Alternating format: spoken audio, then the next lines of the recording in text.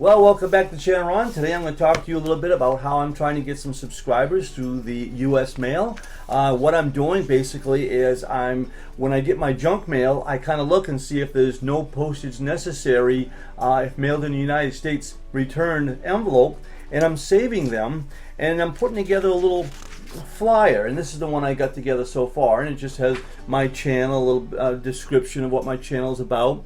I got my donation page that people can go to. I have my Instagram, and obviously I put thank you for your support, and then I just have some random thumbnails of the channel itself.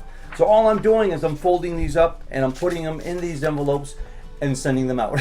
So I have no idea if this is illegal or not, but we'll wait and see.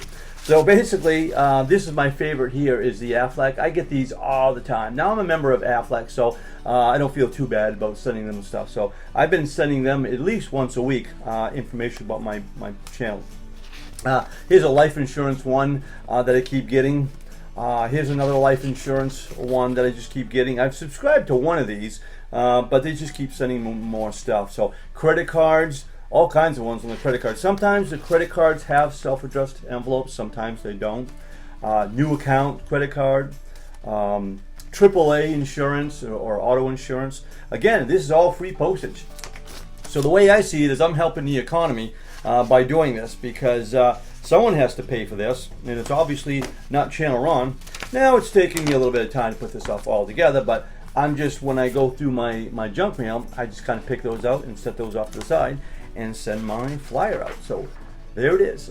So I have no idea if it's helping or hurting my channel. So I'm kind of curious what you think. I think it's a good idea, and I'll keep you up to date. Thanks an awful lot for watching, and we'll see you on the next one.